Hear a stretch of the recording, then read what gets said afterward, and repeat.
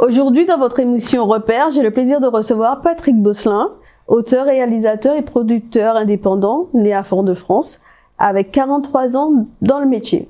Bonjour Patrick. Bonjour, bonjour à tous ceux qui nous écoutent. Alors pour ceux qui ne te connaissent pas, est-ce que tu peux te présenter s'il te plaît? Me présenter, ben oui, tu as déjà dit pas mal de choses. Donc mon nom c'est Patrick Bosselin, donc auteur, producteur, réalisateur de films documentaires et principalement mi-fiction, c'est-à-dire avec des reconstitutions, avec des acteurs et des figurants. J'y tiens, c'est une notion très importante. Et depuis maintenant, en fait, on va dire une bonne quinzaine d'années, je fais mes propres films et j'aborde des sujets qui, à mon avis, sont importants pour les jeunes et les moins jeunes. C'est notre histoire, notre patrimoine, notre culture, la connaissance. Voilà, c'est ça qui, à mon avis, est important. C'est la base. Oui, on va en parler tout à l'heure, mais avant ça, j'aimerais quand même faire un petit retour en arrière. Est-ce que, en fait, tu pourrais nous parler de ton enfance, un peu plus de ta famille? Comment as-tu vécu ton enfance? Bon, mon enfance, rien de spécial. Bon, je pense pas qu'elle a été malheureuse. Heureuse, certainement. Il faut se contenter de ce qu'on a. Pas plus mal que d'autres, je sais pas, mais... Tu étais dans quel quartier? Rien de spécial. J'étais sous Fort-de-France. J'ai toujours resté... quand j'étais avec mes parents, jeune, bon, ben, on a changé d'endroit à Fort-de-France, mais je suis resté sur la ville capitale, on va dire ça comme ça. Et puis, l'école, le lycée Schellcher, comme beaucoup de Martiniquais.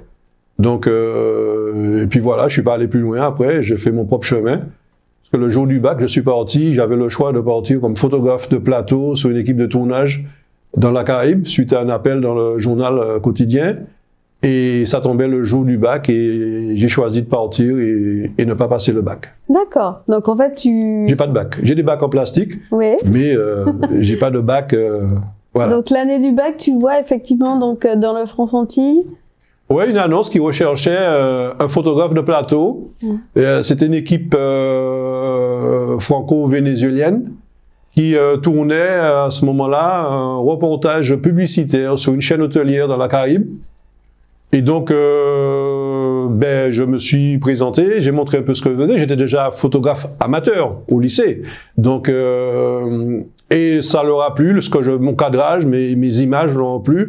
Et ils m'ont dit, ok, banco. Je suis retenu. J'avais pas de cachet, j'avais pas à l'époque, c'était pas comme maintenant en fait. Mais j'avais mon voyage, j'avais l'hôtel, j'avais tous les déplacements. Et puis certainement, ça m'a fait beaucoup de bien puisque bon, dans deux sens, on peut dire la découverte. Bon, que j'avais 18 ans, je sais plus. La découverte des îles, j'avais pas encore vu Saint-Barthélemy, la Dominique, la Guadeloupe, etc. J'avais pas encore voyagé partout. Et donc la connaissance de ces îles, ce côté aussi anglophone comme la Dominique et autres. Je suis allé à Saint-Barthélemy. Et puis aussi être photographe de plateau, c'est être dans l'équipe de tournage et voir comment ça se passe, quoi. Comment on tourne le film. Et se dire c'est comme ça. Ah, c'est comme ça qu'on fait ça. Donc on apprend beaucoup. Donc ta première passion, c'est la photographie. Ma première passion, c'est la photographie, oui. Et ça vient à quel moment? À quel âge? Peut-être à peu près toujours aux alentours de 18 ans, peut-être à 17-18 ans, je sais pas. Mon père aimait bien la photo, donc il avait à la maison, il y avait quelques revues de photographie. Peut-être que c'est ce qui m'a un petit peu... Et puis, au CES Ronin, avant d'aller, il fallait choisir à l'époque quelque chose comme un club en fait, interne au collège. J'avais choisi le labo photo et la photographie, il y avait de belles filles. Donc j'ai dit, je vais dans ce sens-là. D'accord. Et puis c'est parti comme ça. Donc c'était pas tant la photo, c'était plutôt la jante féminine. Voilà, donc oui, voilà, mais comme quoi les choses sont bien faites. D'accord. Et qu'est-ce qui t'intéressait quand tu regardais les photographies de ton père? Il captait quoi comme image? Non, il n'en faisait pas trop quand même. Il n'en faisait pas trop. C'était plutôt qu'il était amateur de photos, de par les revues, mais il n'en faisait pas beaucoup. Il était médecin. Il n'avait peut-être pas trop le temps non plus. Donc voilà un petit peu comment tout ça s'est passé. Et puis les choses ont évolué comme ça jusqu'au jour où je me suis installé. J'ai ouvert Studio Pat, donc en 81, le 2 janvier 81. En tant que photographe, avec un studio de photographie. Et puis j'ai laissé tomber la photo, je suis parti dans le cinéma parce qu'il y avait trop de photographes marrons, tous ces photographes dits amateurs qui vendaient leurs photos. Et moi, j'ai pas accepté ce genre de choses. dans la mesure aussi que j'avais acheté du matériel, que j'avais un loyer, le téléphone, l'eau, l'électricité. Quand on commence, c'est pas évident. Ça va investir. Et donc, voilà. Donc, je suis parti dans le cinéma et les choses se sont faites et déroulées comme ça. Là, il n'y avait plus personne. Donc, à 18 ans, on reprend quand même, on revient 18 ans, tu décides de quitter la Martinique pour suivre effectivement une équipe de tournage. Ouais. Mais ton père, qu'est-ce qu'ils en pensent dans ta famille à ce moment? Moi, je suis majeur. Non, non. Ah. Bon, en fait, mon père a peut-être voulu que je sois aussi médecin. Oui. Comme on dit, souvent c'est comme ça. Bon, mais c'est pas forcément tel père, tel fils, c'est tel métier, quoi. Non, je me rappelle pas trop, mais ça s'est pas passé plus mal qu'autre chose. Je voulais faire ça, et ben, comme on dit, quand on fait quelque chose, il faut le faire bien. Je serai voleur, il faut que je sois un bon voleur. Ben, c'est le voleur qu'on n'attrape jamais. C'est ça le truc. Quand on fait quelque chose, je pense qu'il faut le faire bien. Voilà, quel que soit. Et je pense que je me suis bien défendu. Oui. Et au niveau de la fratrie, tu avais des sœurs et des frères? Non, non, non, non, je suis fils unique. Ma maman n'a pas pu, malheureusement, avoir d'autres enfants. Donc, ça n'a pas été facile déjà pour moi. Donc, bon, on s'est contenté de ça. D'accord. Voilà. Ouais, très bien. Donc, tu as vécu quand même avec des amis. Oui, bien sûr. Ben, jeune, il y a toujours quand même des voisins, comme on dit, quand on est gamin, pour s'amuser, pour échanger, bien sûr. Oui, tout à fait. Oui, oui. Alors, tu fais partie des rares réalisateurs martiniquais à représenter la Martinique à travers de nombreux festivals internationaux. Tu as reçu aussi de nombreuses récompenses. Est-ce que tu peux nous en parler? Oui, j'en ai maintenant un peu plus de 50. Ma première, c'était en 87. J'ai eu le Caducée d'or à Paris, au Festival international du film et du livre médical, où je présentais, c'est une œuvre de commande, Vers connaître, qui est un documentaire d'éducation sanitaire. À cette époque, il y avait encore le problème des parasitoses. Et donc, ce film a énormément plu. Même les Africains se sont penchés dessus, mais bon, un Antillais et un Africain, c'est pas la même chose, malheureusement. Mais bon, et j'ai eu le premier prix devant un film italien, un film américain. Premier festival, première récompense internationale et premier prix. Tu arrives à comptabiliser toutes les récompenses que tu as eues jusqu'à... Comptabiliser? Oui. Non, maintenant, j'ai dit plus d'une cinquantaine, je sais pas si j'en ai 52 ou 54, je sais pas. Bon, j'ai tellement de choses à faire que bon, c'est là, quoi. Mais enfin, avant, je les mettais sous le mur, j'étais tout à fait content dans mon bureau, mais bon, enfin, le bureau n'est pas assez grand, puisque bon, on a à fois des certificats et des statuettes, ça prend de la place. Oui. Donc, voilà. Bon, maintenant, j'ai pensé que je vais peut-être les mettre dans un grand couloir, un peu à l'américaine, là, ils aimaient bien. Bon, voilà, c'est tout. Mais bon, non, mais j'envisage encore plus haut, et voilà, quoi. Mais pour revenir justement sur ton parcours, donc à 18 ans, tu pars, et comment, en fait, les choses s'enclenchent pour toi? Ah ben non, c'est décidé. Donc, photographe de plateau, ben, enfin, ça a duré un peu moins de mois, pas autant que ça quand même. Bon, donc de retour, j'ai mûri, j'ai travaillé, réfléchi sur la manière de m'installer, comment faire un prêt, comment faire, où, quand, comment, chercher un lieu, etc. Et puis, ça a mûri comme ça, jusqu'à ce que j'ai trouvé un local que je louais et faire mon studio. Et puis, comme j'ai dit, bon... la photo, j'aimais pas ce côté le photographe marron mélangé. Moi, j'avais un tarif, il fallait respecter mon tarif. Et donc, toujours pareil, toujours on est à l'économie. Donc, une entreprise qui dit, bon, celui-là me propose, je sais pas, n'importe quoi. À l'époque, c'était des francs. Au lieu de 100 francs, moi, si j'en propose 200, il va aller prendre les 100 francs. Donc, mais moi, j'ai des charges. Donc, voilà, bon, les choses ont changé. Les photographes ont su se réunir. J'ai fait partie de ça à l'époque. Et maintenant, ça se fait plus. On va dire ça comme ça.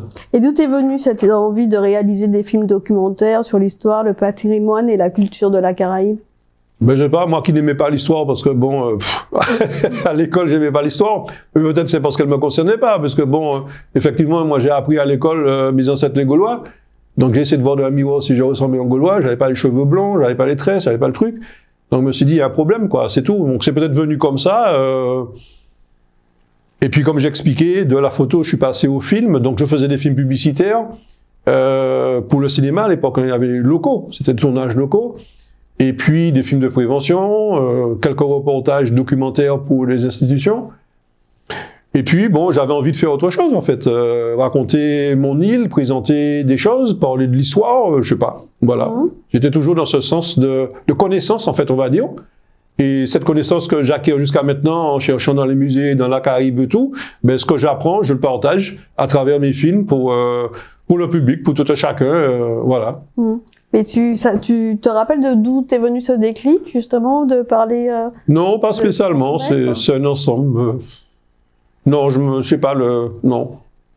Non, le premier film que j'ai réalisé, c'est un reportage documentaire, on va dire. C'était pour le CAE, le Conseil d'architecture et d'humanisme, de l'environnement. C'était sur l'habitat, la bioclimatique, pour expliquer comment on se protégeait du soleil, comment les constructions devaient être faites pour profiter de l'Alizé et tout ça. Bon, j'ai appris plein de choses aussi. Je sais pas, peut-être que, je sais pas. Ça fait quand même plusieurs décennies. Hein. Oui. Et Fort-de-France et ses monuments aussi. Fort-de-France et les monuments, c'est, je crois, ma première réalisation.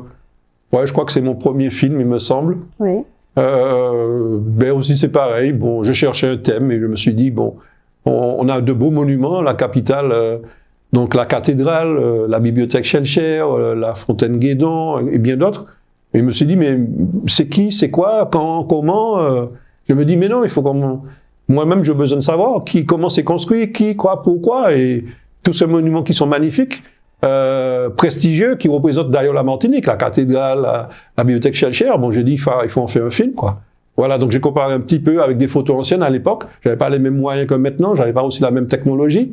Et puis, voilà, et puis c'est comme ça j'ai continué. J'ai fini par faire mon film sur la Martinique, puisque bon, les autorités à l'époque qui s'occupaient du tourisme ne m'ont jamais donné l'opportunité de me financer un film, mais pour nous-mêmes, pour la Martinique.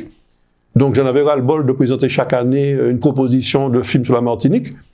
Et donc je me suis lancé, je me suis dit, bon, ben je vais le produire moi-même. Voilà. Et puis il a été primé notamment aux États-Unis. Ouais. Enfin, tous mes films ont été primés. Voilà, mais tu dis ça comme si effectivement c'était quelque chose d'anodin, alors que c'est pas si anodin que ça quand même. Donc tu as reçu une récompense. Tu peux nous raconter comment ça s'est passé? Ben, c'est surtout le retour, toujours pareil, on se demande, nul n'est prophète en son pays. C'est un peu idiot à raconter toujours cette histoire, mais ça reste ancré. Le jury, j'avais eu le truc du jury des Américains, comme quoi mon film donnait vraiment l'envie. C'était une invitation au voyage, de venir en Martinique. Et là que je retourne voir les autorités, toujours fier de mon prix, de mon award, et je dis, il y a aussi les îles espagnoles. Est-ce qu'on pourrait le mettre en espagnol? Parce que moi, j'avais déjà fait le film en américain, une version anglaise. Et m'a dit non, il faudrait qu'on voit le film. Là, c'est toujours ma partie, j'ai pas pu, quoi. J'ai eu de là, il se fait voir. Les Américains ont primé mon film. Je vous porte en fait ce qu'ils ont constaté, leur conclusion, parce que c'est un jury, il y a plusieurs personnes. Je vous dis, est-ce qu'on peut le mettre en espagnol? Et vous me dites, vous, sur quelle base? Vous allez voir si le film est bien pour le mettre en espagnol. Non, cette année, je vais raconter des choses, parce qu'il faut que la population le sache, que les Martiniquaises et les Martiniquais, on n'est pas aidés dans son pays, quoi, c'est tout. Ouais. Par rapport à ce que je fais, moi, je dis bien. Alors, quand j'étais jeune, on va dire, quand j'ai commencé, moi, encore jeune, mais quand on commence, on se dit, bon, effectivement, on n'a pas encore fait grand-chose, on lève le doigt, est-ce qu'on peut faire ça? On se dit, bon, on vous fait pas confiance. Mais non, maintenant, non. Après 40 ans, après tout ce que j'ai fait, représenter la Martinique au niveau international et tout, où là, je reviens de la Caraïbe, je rencontre des ministres, ils sont contents de me voir, il y a des gens qui viennent voir, des grandes personnalités. On se rencontre et on échange. Et moi, dans mon pays, on ne peut pas m'aider? Non. Mais d'où ça te vient? Non, c'est bon. J'entends ce que tu es en train de dire, Patrick, mais d'où ça te vient, cette envie, justement, de valoriser, en tout cas, le patrimoine, la culture martiniquaise? Je suppose que tu as effectivement été approché pour être hors de la Martinique, pour aller travailler hors de la Martinique. Pourtant, tu restes, en fait, ancré, même si tu fais de nombreux voyages, de nombreuses productions ailleurs, tu vois énormément de personnes. Pourquoi, en fait, rester au pays? Parce que, bon, comme je dis, il y a des avions, il y a des bateaux, il y a une manière de bouger, de revenir. Mon île, c'est chez moi, je suis bien chez moi. L'île de la Martinique, elle est parmi les plus belles aussi, donc de la Caraïbe, il y en a de belles, mais bon, on est bien... Et voilà, je suis bien chez moi. C'est pas difficile de prendre un avion, un bateau, voilà. Donc, et puis moi, je suis martiniquais, je suis né à Fort-de-France, mais je suis caribéen. Et ça, depuis jeudi, que j'ai découvert justement les îles quand j'avais 18 ans, là. Donc, je me suis dit, mais c'est incroyable. Il y a autant d'îles qu'on ne connaissait pas. Moi, maintenant, j'ai fait toutes les îles de la Caraïbe. Je connais toutes les îles, je peux parler de toutes les îles, mais on a à la base, on va dire les cocotiers, on a le soleil, on a la plage, on a les... Bon, ça c'est la base, mais n'empêche que chaque île a sa culture malgré tout. Donc, de par la manière de conduire, de par l'habillement, de par la musique, bon, c'est extraordinaire. Mais moi, je suis caribéen, là, j'étais à Saint Kitts, Antigua, Barbade, je suis là-bas, je suis chez moi. Je suis chez moi. Donc, et à force d'y aller, je connais, comme je dis souvent, mieux les rues de Barbade que celles de Terre-Saint-Ville, quoi. Que je ne sais plus du tout. Voilà. Donc, moi, je suis caribéen et je crois que c'est important. Il faut qu'on arrive à ça. On est toujours vers la France, la France, la France. Moi, je parle français, mais je suis avant tout martiniquais. Et tu as quand même toujours cette volonté de mettre en lumière, en tout cas, ton pays, ta Martinique, la façon dont tu la vois, tu la conçois, transmettre. Oui, mais j'espère encore avoir pas mal d'années devant moi parce qu'il y a tellement de production à faire, pas soutenu comme je voudrais financièrement, peut-être pour en faire un peu plus. J'essaye de faire un film par an, ce qui n'est pas facile, on parle même pas des années Covid où ça a été très difficile, mais il y a plein de choses à raconter, il y a plein de choses qu'on ne connaît pas. Et les gens encore, là, on m'a abordé, même à l'extérieur, en Guadeloupe, en Antigua, à Saint Kitts, il y a des gens qui me connaissent de réputation, qui ont entendu, et me disent, « Monsieur Bosselet », et puis on échange comme ça. C'est bien ce que vous faites, continuez. On m'encourage, ça fait plaisir, ça c'est chaud au cœur, ça fait du bien. Je suis interpellé. Je passe à côté de moi, vous êtes Monsieur Bosselet? Je dis, doute, on sait jamais. Mais ça, c'est extraordinaire. Mais on a une richesse historique, on a une richesse culturelle, j'ai fait, par exemple, les costumes traditionnels. J'ai fait un film sur les costumes traditionnels. Mais les gens ont découvert et les choses ont avancé. Ça fait maintenant peut-être 7-8 ans que je l'ai fait, c'est parmi les premiers aussi. C'est quoi l'histoire? Tout simplement des Martiniquaises, des amis qui ont dit, bon, comment est-ce qu'on fait pour le carnaval? On va se déguiser. En Martiniquaise. Waouh! Moi, je me suis dit, mais comment on fait? Et moi, je suis Martiniquais, comment je fais pour me déguiser? Mais non, il y a un problème. Et là, je me suis dit, non, il faut que j'étudie ça, c'est pas possible. Et dans ce film, je raconte d'où ça vient, et ça vient de l'esclavage, en fait, les femmes qui ont été mises en esclavage, et toute cette évolution où elles ont fait de la prison, elles étaient fouettées parce qu'elles étaient trop belles. Il y a des lois somptuaires pour les empêcher de s'habiller comme ça. C'est respect, quoi. C'est notre patrimoine. On va pas dire à des Russes leur costume ou à des Japonaises... Mais non, faut être fier. J'ai un exemple, par exemple, quand j'ai présenté ce film, notamment où j'ai été primé à Houston, à New York et tout ça, j'ai eu la chance en demandant si je pouvais monter sur le podium avec une femme habillée en tenue traditionnelle. Ils ont accepté. Ils ont accepté. Et c'était magnifique parce qu'on a un parterre de gens, c'est international, New York et compagnie.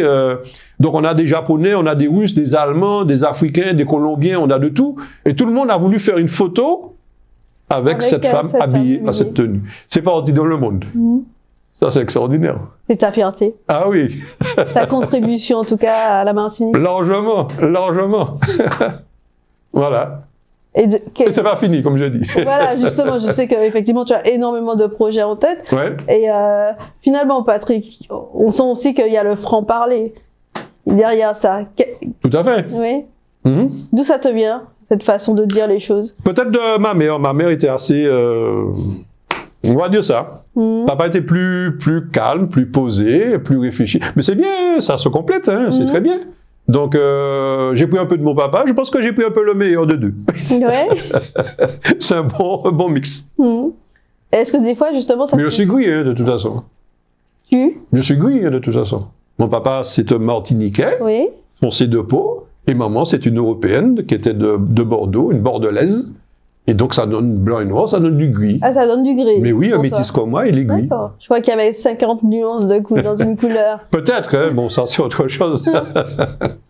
D'accord. Et dis-moi, justement, donc, et ta mère aussi était intéressée par la Martinique? Il y a des choses... Ah, ben, c'est trouvé bien. Oui. Bon, comme j'ai dit, mon père était médecin, il a fait des études à Bordeaux, et c'est comme ça qu'ils se sont rencontrés. Oui. Et donc, ben, je sais pas comment à l'époque, moi j'étais pas, bon, ben, elle a suivi, elle a aimé la Martinique, elle est devenue martiniquaise, elle a fait sa vie jusqu'à sa mort. Ouais. Ah ouais.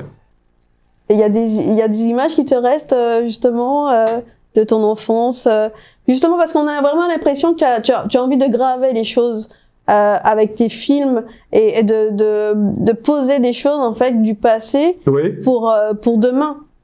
Est-ce que justement ça te vient de là finalement cette envie, cette volonté? Là tu parlais du costume traditionnel. Oui. Il n'y a pas eu que ça. Tu as fait d'autres films aussi qui parlent. Oui, j'ai fait d'autres films, mais toujours. On pourrait citer par exemple les forteresses de la Caraïbe. C'est quoi? C'est fort, ces édifices militaires, des murailles, c'est quoi? Pourquoi? Qui a fait ça? Voilà. Donc je me suis dit, tiens, il y a un truc à raconter. Donc, et toujours pareil, Caribéen que je suis, c'est la même histoire, c'est notre même histoire. Nous avons été anglais à un moment, justement, à l'époque de toutes ces batailles. On voulait s'accaparer, les Européens voulaient s'accaparer des îles pour planter de la canne, faire du sucre. Donc on a eu les Hollandais, les Français, les Espagnols, les Anglais, ils se sont... Voilà. On pourrait citer Sainte-Lucie 14 fois. Hein. Français, Anglais, oui, Français, Anglais, c'est terrible. Et voilà, et dans les îles, ce sont des films qui sont bien perçus aussi, parce que bon, ils n'ont pas de réalisateurs qui font ça, donc voilà, donc peut-être c'est comme ça d'ailleurs que j'ai été un prix exceptionnel. J'ai eu aussi un prix exceptionnel. Il y a, avant Covid, à New York, on m'a invité pour recevoir le prix de l'année, offert par la CTO, la Caribbean Tourism Organization, qui est le prix de l'année. J'étais l'unique, voilà, et je suis quand même le premier Français, et donc premier Martiniquais, à avoir ce prix prestigieux offert une fois par an à quelqu'un, une personnalité qui parle de la Caraïbe, qui permet à la Caraïbe de mieux se montrer, raconter des choses. Et c'est les ministres de la Caraïbe qui m'ont décerné ce prix. Et dans ton parcours, justement, c'est magnifique parce que là, tu dis même pas le quart de ce que tu fais. De quoi es-tu le plus fier? Est-ce qu'il y a des moments en fait qui restent à jamais gravés? Il y a des moments en fait où tu as été très ému? Ou peut-être mon premier prix à New York, c'était quand même pas mal. La première fois, j'ai été primé 3 fois dans ma carrière jusqu'à maintenant, 3 fois à New York quand même. Mais le prix aussi du CTO, quoi, je veux dire, à New York, aussi décidément. Mais comme je dis, je suis le premier Français. Est-ce qu'on réalise quand même à l'échelon, la Caribbean Tourism Organization, c'est vraiment l'organisation qui s'occupe de toute la Caraïbe au niveau mondial. Voilà. Et donc, on pourrait citer par exemple le ministre des Bahamas. Le ministre du Tourisme et de l'Aviation des Bahamas, c'est encore sur le net, sur Internet, me cite que je suis un vrai soldat caribéen. C'est magnifique. J'ai découvert ça par hasard, je ne le connaissais pas. Je l'ai rencontré à New York puisqu'il était là. Et ça a été un des personnages qui m'a remis le prix avec le responsable de la CTO. Mais ça, c'est magnifique. C'est un rêve.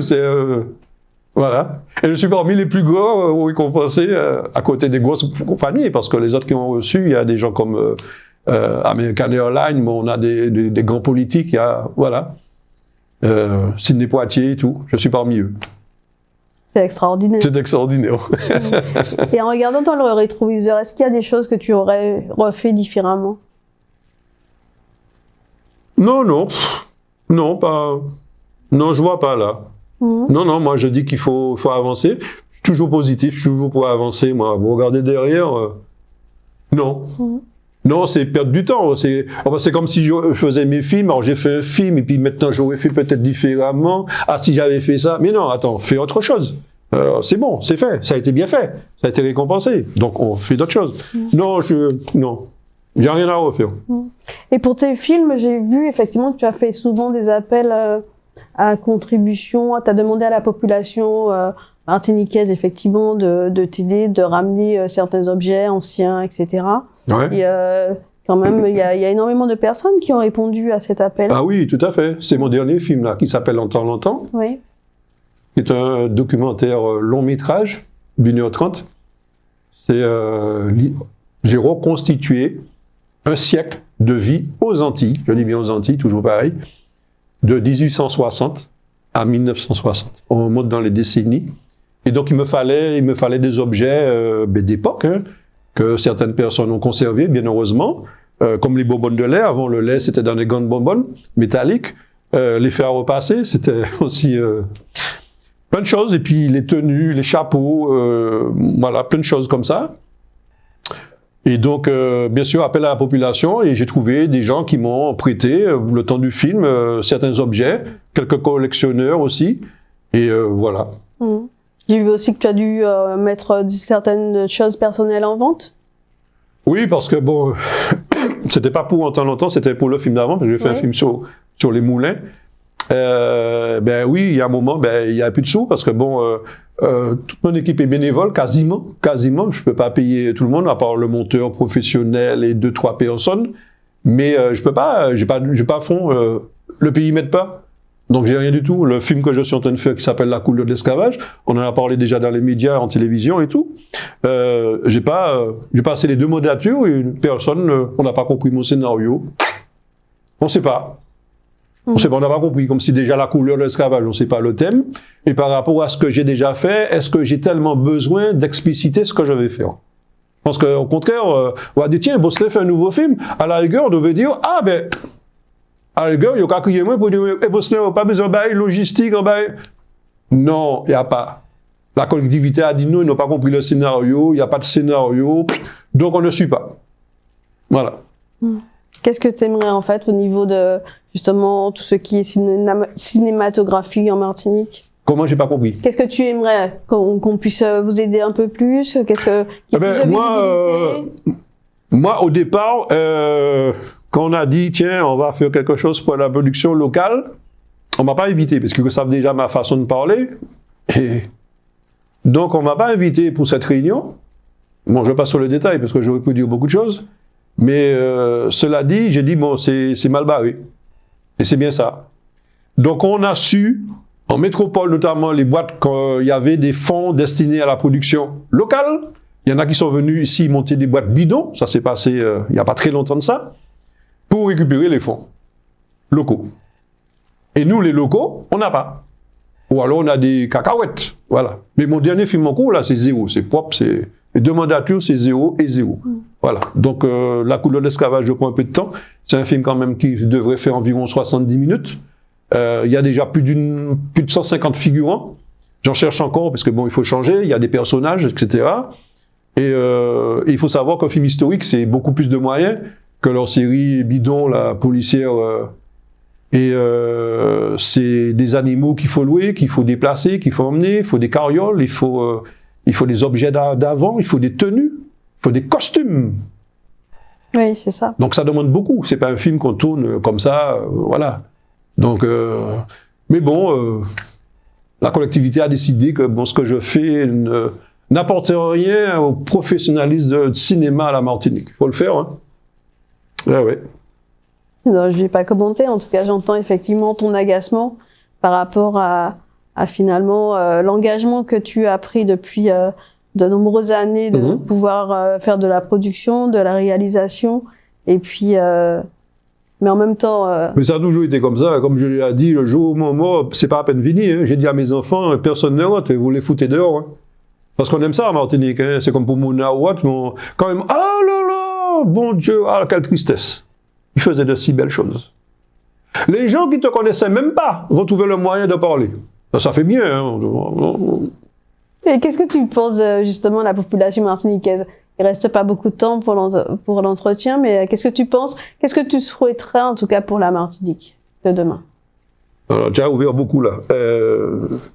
Pour la population martiniquaise, par rapport à ce que je fais et tout, bon, je suis assez étonné et ça me fait chaud au cœur, effectivement, d'être très souvent interpellé, quel que soit, pas plus tard qu'hier encore, on m'a appelé. Dès que je sors, je trouve toujours quelqu'un qui m'appelle. Ah, vous êtes bien monsieur Bosselin, etc. Moi, ça fait du bien. Donc, il y a beaucoup de gens, je suis même étonné, je pensais pas qu'il y avait autant de gens qui me suivaient. Lorsque je fais une première, oui, en temps longtemps, je l'ai présenté à l'Atrium. Donc, c'était fin d'année dernière. On a dû faire même 2 premières. Donc, c'est, voilà. Tellement qu'il y avait, non, il y a plus de 1700 personnes. Ouais. Donc, et on attend encore mes films, donc voilà. Donc la population martiniquaise te suit. Oui, ouais. Et attend. Oui, attend encore mes films, mais Je ne sais pas aider. Comment je fais? Je peux pas aller plus vite. Donc, j'avance petit morceau par petit morceau. Je suis à la fois sandwicher, autorisateur, producteur, mais je suis décorateur, assembleur, je fais tout et j'ai une équipe de bénévoles et on peut travailler que le week-end puisque bon, la semaine, il faut bien qu'on mange. Donc, tout le monde travaille. Donc, on se retrouve pas tous les dimanches non plus puisque bon, on a comme sa vie familiale. Donc, on se retrouve une fois sur deux, une fois sur trois, ben, on prépare les choses le samedi. S'il y a de la couture, on fait de la couture. S'il y a du décor, on fait de la... Et puis on tourne le dimanche, voilà. Et avec aussi des bénévoles qui jouent le jeu. Donc tu remercies cette population de ta compagnie. Ah oui, toujours. Je leur ai dit, ben sans vous, je sais pas. Avant, je faisais mes premiers films, je les faisais tout seul. C'était compliqué quand même. Hein. Maintenant, il faut dire que les films que j'aborde sont plus importants aussi de par la thématique et tout. Ça serait difficile de faire tout seul. Mais oui, mais c'est un plaisir. L'équipe, c'est une véritable famille, quoi. Je veux dire maintenant. Là, j'étais absent parce que je bougeais beaucoup ces jours-ci et j'avais pas de rendez-vous. Je devais rencontrer les nouveaux ministres qui ont été élus, etc. à la Caraïbe. J'ai fait des présentations de mon film aussi, à Antigua et autres. Et donc, et Patrick, quand est-ce qu'on retourne? Parce qu'on n'a pas fini le film. Donc, on va reprendre dans les jours à venir, là. Et concernant la Martinique, si tu avais un souhait pour la Martinique? Pour la Martinique, ben moi, je veux dire quelque chose, je suis, comme j'ai dit tout à l'heure, comprendre qui veut comprendre. Je parle français, mais je suis martiniquais. Et je trouve formidable les îles anglophones, notamment. Nous sommes les deux, Martinique, Guadeloupe, les deux îles françaises. Et par rapport à la quasi-totalité des îles qui sont maintenant indépendantes, qui ont un vrai drapeau, leur drapeau, par rapport au nôtre, moi, j'en dirai pas plus. Celui qu'on a mis, le rouge, vert, noir, c'est très bien, mais bon... Quand on voit quelque chose d'important, on mettra le bleu, blanc, rouge. Un mot pour la fin, Patrick. Il t'est presque fini, là. Hein. Un mot pour la fin. On laisse réfléchir. On laisse réfléchir. Un mot pour la fin. Quelque chose, effectivement, si tu avais... Mais non, mais je dis ça parce que le drapeau, c'est très important. Pourquoi je dis ça? Récemment, j'étais au bureau du Premier ministre de Sainte-Lucie. Et le temps dans la salle d'attente, extraordinaire, ils ont mis plein de petits drapeaux, de leur drapeau, et le canapé de l'accueil du Premier ministre, ce sont des coussins à l'effigie du drapeau de Sainte-Lucie. Ça, c'est le plus fort que j'ai vu. Pourtant, les autres sont pas manchots, hein, Barbade, Sainte-Lucie, tout ça. Mais là, non, c'était, pas Sainte-Lucie, Saint-Kitts, c'est tout. Mais là, c'était incroyable. Voilà. Bon, enfin, c'est une parenthèse, mais comme quoi ils sont fiers de leur pays, de leur île. Et un jeune, en fait, qui voudrait se lancer? Oh mon Dieu! Un jeune qui se lance? Mais non, mais alors que les jeunes se lancent pas, quand ils commencent, ils se barrent. Je peux donner l'exemple, il y avait un jeune qui est parti aux États-Unis il n'y a pas longtemps, qui n'était pas mauvais. Dans mon équipe, et notamment En temps longtemps, où je reçois des stagiaires sans être des stagiaires, on me demande, certains veulent apprendre. J'ai quand même eu